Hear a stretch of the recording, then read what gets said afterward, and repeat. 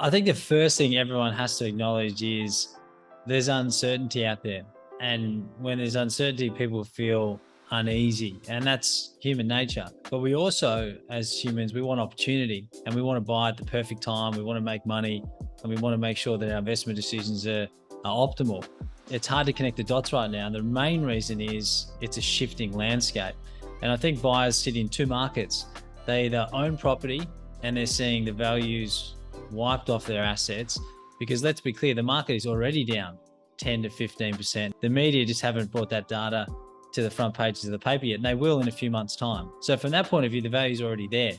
And when you consider that unemployment's at all-time lows and we're seeing a significant amount of savings in the bank, we've seen a property market that's grown anywhere from 20 to 50% depending on regions, in some cases even more. A lot of that 10 to 15% value is simply a rebalancing of the marketplace. One of the things that really fascinates us at the moment is business sentiment is really, really strong and consumer sentiment is incredibly low. Consumer sentiment's actually lower than where it was at the depths of the GFC and at the height of COVID. So people are feeling really negative at the moment. And one thing that really impacts the residential property market is sentiment. So what you've got, hopefully in the next few months, is rising stock levels as we head into spring.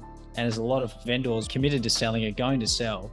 So if you're an investor and you're sitting back and waiting for the perfect time to get into the market, the first thing to say is there is no perfect time. The second time is the perfect time might be in the next few months if you can afford it.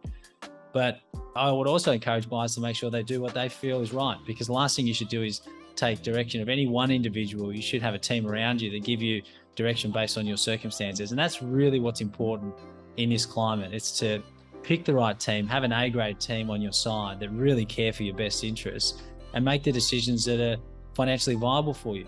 So if you think your job is uncertain, if you think cash flow is going to be a problem with inflation and rising interest rates, then you should be on the sidelines. But if you're not, if you're in a good financial position and you're a keen property investor, I can definitely say the next few months is when you really want to be getting ready to execute.